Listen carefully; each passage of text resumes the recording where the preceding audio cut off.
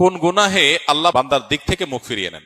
এই বিষয়ে প্রসিদ্ধ একটা হাদিস আছে, নবী সাল্লাল্লাহু আলাইহি ওয়াসাল্লাম বলেছেন, তিন ব্যক্তি এমন আছেন যাদের সাথে কিয়ামতের দিন আল্লাহ কথা বলবেন না, তাদেরকে আল্লাহ তাআলা পবিত্র করবেন না। এই মানুষগুলো যাদের থেকে আল্লাহ তাআলা মুখ ফিরিয়ে নেবেন, তাদের সাথে আল্লাহ কথা বলবেন না, তাদেরকে আল্লাহ পবিত্র করবেন না।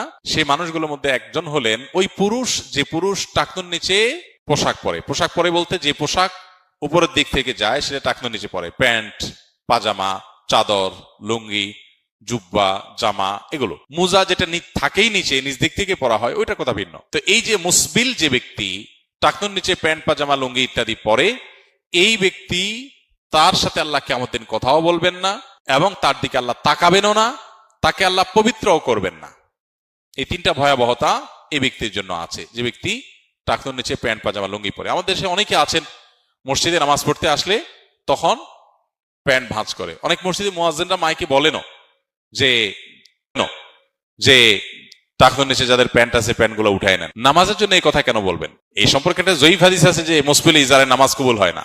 হাদিসটা সহিহ সূত্রে বর্ণিত না। বিশুদ্ধ হাদিসগুলো সবগুলো হলো কমন এবং জেনারেল, সব সময়ের জন্য এটা প্রযোজ্য যে পুরুষ মানুষ টাকনুর নিচে পোশাক পরবে না। এখন বৈজ্ঞানিক গবেষণা বলছে যে এটা পুরুষের জন্য ক্ষতিকর। যাই হোক, সেটা গবেষণা কি প্রমাণ হয়েছে এটা বড় কথা না, বড় কথা হলো নবী সাল্লাল্লাহু আলাইহি ওয়াসাল্লাম নিষেধ করেছেন, বাস শেষ। অতএব এই ব্যক্তি, যে ব্যক্তি টাকনুর নিচে প্যান্ট, পাজামা, লুঙ্গি, জুব্বা ইত্যাদি পরে, এই ব্যক্তি থেকে আল্লাহ কিয়ামতের মুখ ফিরিয়ে নেবেন। খুবই ভয়াবহ কথা। 2 নম্বর হলেন ওই ব্যক্তি, যে ব্যক্তি কাউকে দান করে খোঁটা দেয়, অথবা যাকে দান করেছেন তাকে নানান কথা দিয়ে কষ্ট দেয়। দান করেছেন, আল্লাহর কাছে আশা করবেন এর বিনিময়।